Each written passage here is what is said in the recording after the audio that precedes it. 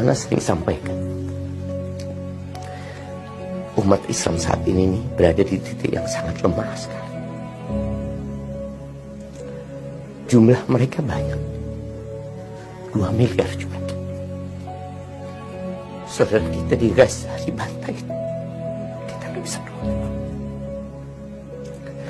Kita ribut dengan perkara-perkara yang seharusnya tidak kita ribut. Kalaupun ada perkara-perkara ilmiah yang harus didiskusikan, bisa didiskusikan. Sedangkan kita ketika ceramah, ya, ketika Anda menyampaikan ceramah, tujuannya mengajak orang kembali kepada agamanya. Apa tujuan lain? Gak ada sebenarnya.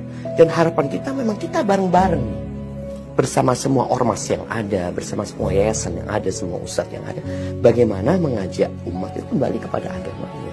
Tapi ketika umpamanya ceramah nggak bisa, sedangkan kita tujuan itu mengajak umat kembali kepada agama Allah, ya ada kesedihan gitu. Tapi ya mau gimana lagi, kadangkala persaudaraan tadi anak haram itu lebih penting ya.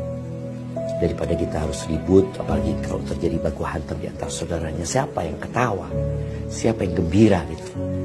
Kita dalam posisi yang seharusnya ya bergandengan tangan dalam perbedaan yang ada.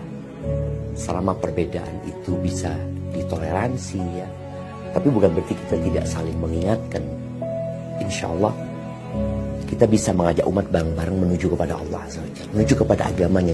Ini loh agama yang Nabi SAW dulu sampaikan. Kita akan hina. Yang jelas kita semua bersaudara dalam perbedaan yang ada. Selama perbedaan itu tidak mengeluarkan orang dari Islam, ya dia saudara kita. Sebenarnya anak ini sangat senang sekali kalau mereka manggil anak. Nggak pernah ada panggilan itu. Yang ada mereka membatalkan kajian kepada penyelenggara. Penyelenggaranya yang mendapatkan surat itu. Di Jember ini alhamdulillah kita pernah mengadakan pertemuan dengan waktu itu di mediasi sama MUI sama Kapolres. Kita bertemu dengan semua unsur NU yang ada di Jember ya. Ya alhamdulillah, artinya perbedaan itu ada, nggak bisa dinafikan. Perbedaan itu ada. Tapi ketika kita kumpul, maka yang harus lebih ditonjolkan itu ya persaudaraan kita sesama muslim gitu. Dan alhamdulillah bisa disebut STDI kita punya kampus di sini ya. Alhamdulillah sejak tahun 2007 ya, 2010 dapat izin sampai sekarang pun diterima di masyarakat. Yang mungkin awal-awal mereka nggak paham ya, dilihat jenggotannya aliran apa ya. Sampai anak pernah khutbah nikah di Jember ini. Ketika khutbah nikah, saudaranya apa? Sahabatnya ayah ngomong dia sama ayah anak, "Pris," kata dia, "tadi orang-orang ketika ngelihat anaknya yang ceramah, lu ini teroris tekondi." Jadi ada yang memframing ke sana sehingga orang yang nggak paham kan jadi benci.